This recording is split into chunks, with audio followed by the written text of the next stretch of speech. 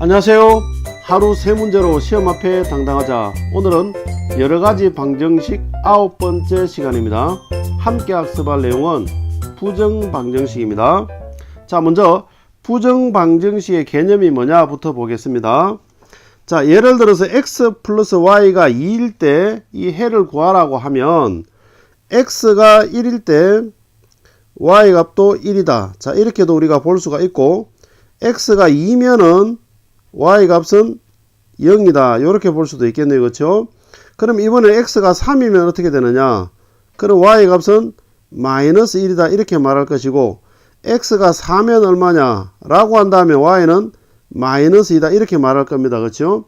자, 이런 식으로 해를 구해 나가면 해는 무수히 많습니다. 자, 해가 무수히 많다는 것을 우리는 뭐라고 하느냐? 부정이라고 이야기를 합니다. 이때 부정은 긍정, 부정의 부정이 아닙니다. 해가 너무 많아서 하나로 정할 수가 없다라고 해서 우리가 부정이라고 씁니다. 그래서 이때 우리가 해가 무수히 많은 방정식을 부정방정식이라고 이야기를 합니다.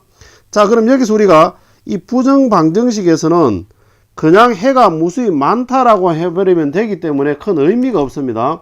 근데 여기서 의미를 부여하기 위해서 뭐라고 하느냐 하면, 예를 들어서 단서로 단 x, y는 자연수다. 만약 이런 단서를 붙여버리면 어떻게 되느냐? 그러면은 이 많은 해 중에서 우리는 x는 1, y는 1, 요 해 하나를 우리가 선택할 수 있게 됩니다. 그래서 부정방정식은 뭐냐 하면 해가 무수히 많은 방정식 중에서 해를 선택할 수 있도록 단서를 하나 주는 겁니다. 그래서 그 단서를 보고 우리가 답을 선택하도록 하는 이런 방정식을 우리가 부정방정식이라고 합니다. 그럼 여러분들은 이게 부정방정식이냐 아니냐를 어떻게 판별을 하느냐 하면 식의 개수와 미지수의 개수를 따져보면 됩니다. 지금 여기서 보면은 미지수가 x, y 두 개인데 식은 하나밖에 없습니다. 자, 이런 경우 부정방정식이 됩니다. 무슨 말이냐면 연립방정식이 되려고 하면 미지수의 개수와 식의 개수가 일치해야 됩니다. 그러니까 미지수가 x, y 두 개면 식도 두 개라 해야 되고, 미지수가 x, y, z 세 개이면 식도 세 개라 해야 됩니다.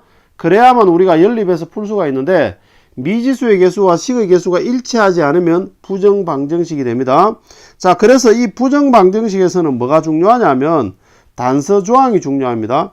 만약에 단서로 정수라는 단서가 나오느냐 아니면은 실수라는 단서가 나오느냐에 따라서 문제 푸는 방식이 달라집니다. 자, 정수라는 단서가 나타나면 인수분해를 통해서 갈로 1차식 곱하기 1차식은 정수 형태를 만든다라는 걸 여러분들이 의도적으로 기억을 하셔야 됩니다. 자, 그 다음에 실수 조건이 나타나면 완전 제곱식으로 고쳐서 갈로 제곱 더하기 갈로 제곱은 제로다. 자, 실수를 제곱해서는 음수가 안 나오는데 제곱해서 합해서 0이 되는 식을 만들면 그럼 각각 갈로 아니 제로다라고 해석을 할 수가 있습니다. 그래서 문제를 푸는 겁니다.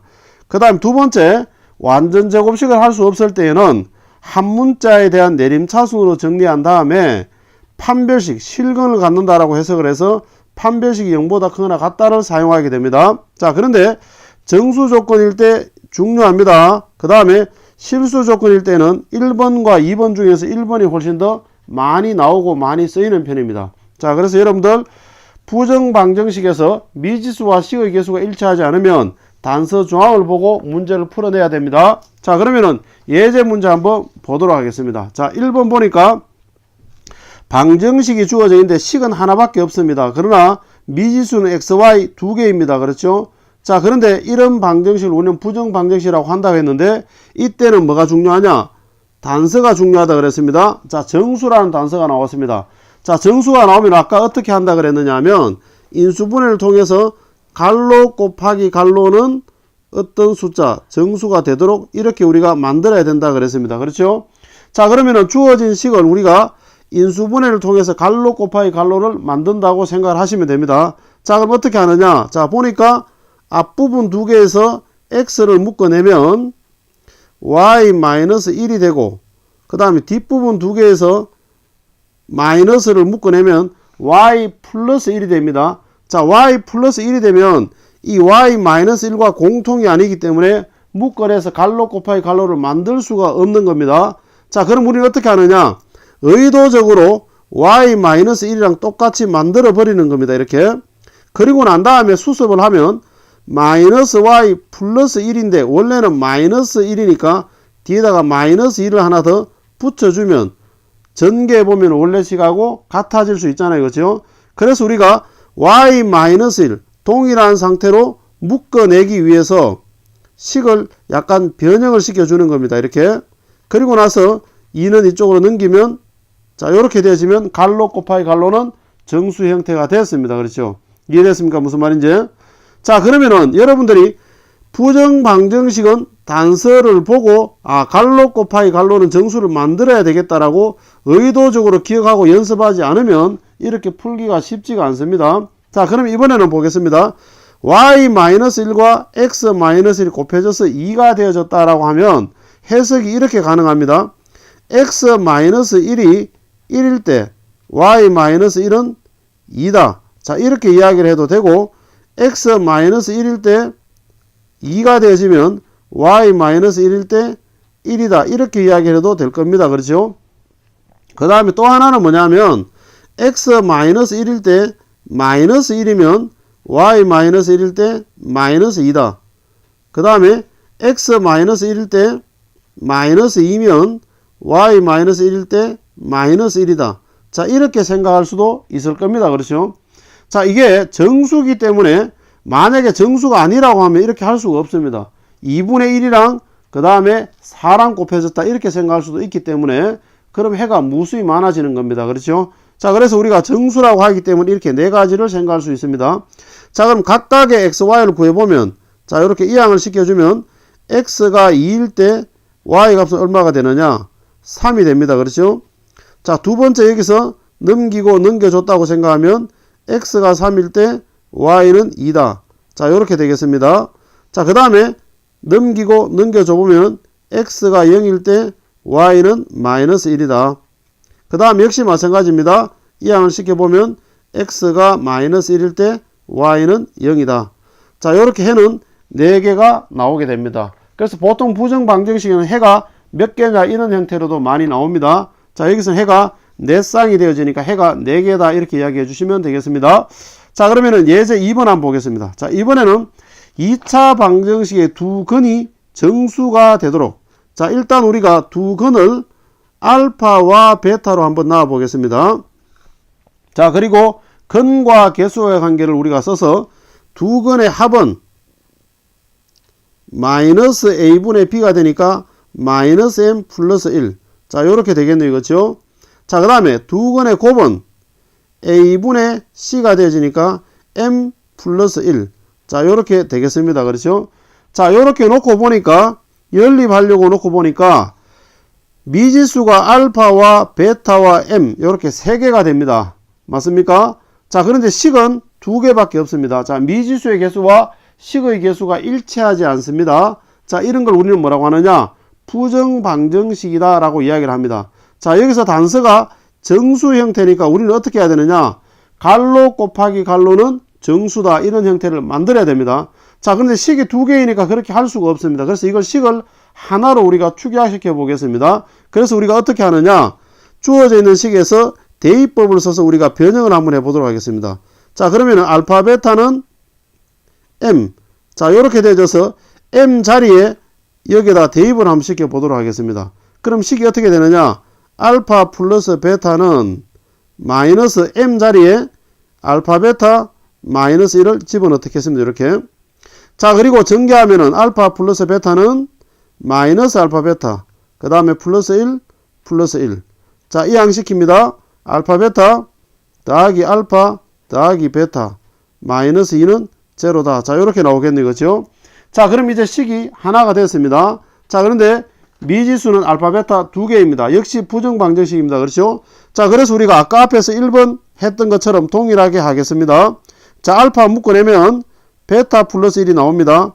자 뒤에 거 그냥 묶어버리면 베타 마이너스 2입니다. 그럼 공통 묶어낼 수가 없으니까 의도적으로 베타 플러스 1을 그냥 만드는 겁니다. 이렇게 그리고 수습해보면 마이너스 2가 필요하니까 마이너스 3을 뒤에 붙여주면 1이랑 계산해서 마이너스 2가 나올 수 있습니다. 이해됐습니까?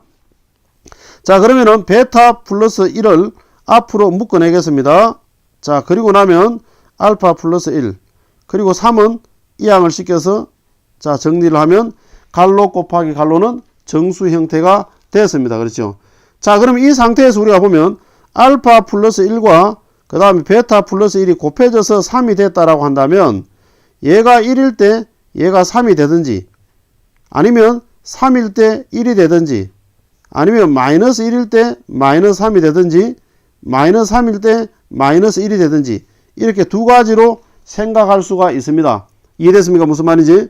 자 그럼 여기서 우리가 다시 한번 써보겠습니다. 그럼 알파의 값이 얼마가 되어질 때 넘기면은 0일 때 베타의 값은 얼마가 되느냐? 2가 된다. 이렇게 우리가 볼 수가 있습니다. 그렇죠? 그 다음에 다시 알파의 값이 1을 이항시켜보면 2가 나오고 그럼 베타가 0이다. 이렇게 나옵니다. 그렇죠? 자, 그 다음에 알파의 값이 역시 마찬가지로 이항을 시키면 마이너스 2가 되어질 때 베타의 값은 여기서 이쪽으로 이항을 시켜주니까 마이너스 4가 되는 겁니다. 이렇게. 자, 그 다음에 마지막으로 알파의 값이 이항을 시켰을 때 이항을 시키면 마이너스 4가 됩니다. 그렇죠? 그 다음에 베타가 마이너스 2다. 자, 요렇게 우리가 네 종류가 나옵니다. 그런데 잘 보면은 알파, 베타라는 거는 뭡니까? 문제 안에서 정해준 것이 아니고 우리가 임의로 정했던 겁니다. 그럼 다시 말해서 이 두 가지는 어떻게 되는 거냐? 같은 겁니다. 예를 들어서 두 가지를 해석해 보면은 두근이 0과 2다 이 말이나 두근이 2와 0이다 이 말이나 같은 말이잖아요. 그렇죠? 두근이 마이너스 2와 마이너스 4다라는 말이나 마이너스 4와 마이너스 2다라는 말은 사실은 같은 말입니다. 이해됐습니까? 무슨 말인지? 그러니까 결과적으로 두근이 0과 2가 되어질 때, 그 다음에 두근이 마이너스 2와 마이너스 4가 되어질 때, 이렇게 두 가지로 생각하시면 되는 겁니다. 자, 그러면은 이때 m의 값은 어떻게 되느냐? 두근이 0과 2니까 0과 2를 여기에다가 집어넣어 보겠습니다. 여기다 0과 2를 집어넣어 보겠습니다. 그러면은 이 값은 얼마가 되느냐? 2는 마이너스 m 플러스 1. 자, 이렇게 되어지니까 m의 값은 마이너스 1이 되겠네요. 그렇죠? 그래서 m의 값은 마이너스 1이다. 이렇게 나오는 겁니다. 자, 그럼 두근이 마이너스 2와 마이너스 3이 어떻게 되느냐? 두근이 마이너스 2와 마이너스 4가 되어지면 마이너스 6은 마이너스 m 플러스 1 이렇게 되어지겠네요. 그렇죠? 그럼 m의 값은 뭐가 됩니까? 7이 됩니다. 그렇죠? 그래서 m의 값은 7. 자, 그래서 우리가 원하는 답은 m이 마이너스 1일 때 두근은 0과 2가 되는 것이고 m이 7일 때 마이너스 2와 마이너스 4가 두근이다. 이렇게 하면 우리가 원하는 답이 되겠습니다. 자, 그 다음에 예제 3번으로 한번 가보겠습니다. 자, 이번에는 방정식. 자, 역시 미지수가 xy 두 개입니다. 그렇죠? 자, 근데 식은 하나밖에 없습니다. 자, 미지수와 식의 개수가 일치하지 않으니까 역시 부정방정식입니다. 자, 단서를 보니까 실수라는 단서가 있습니다. 그렇죠? 자, 실수라는 단서가 있으면 두 가지로 푼다 그랬습니다. 첫 번째, 완전 제곱식으로 갈로 제곱 더하기 갈로 제곱은 제로다. 자, 요렇게 만들 수 있으면 만들고 난 다음에 각각 제로다를 해석해서 문제를 푼다 그랬고, 두 번째 방식은 완전 제곱식을 쓸 수가 없으면 한 문자에 관한 내림차순으로 정한 다음에 판별식은 0보다 크거나 같다.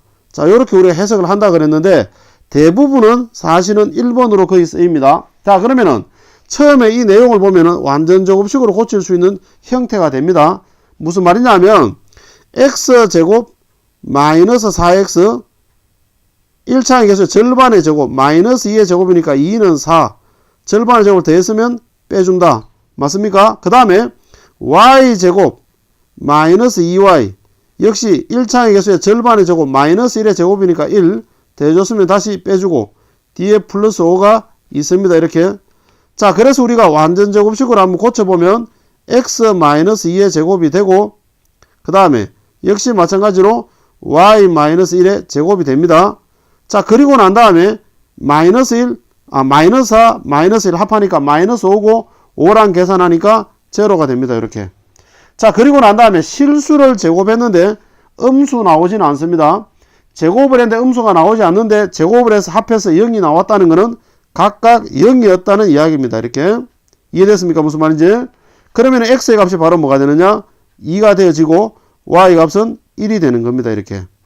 자, 그래서 우리가 풀고자 하는 것은 xy 두 개 곱하고자 하는 거니까 곱하면 답은 2가 정답이다. 자, 이렇게 우리가 볼 수가 있겠습니다. 자, 이어지는 확인 학습을 통해서 지금까지 내용을 다시 한번 복습해 주시기 바랍니다. 오늘은 여기까지입니다. 감사합니다.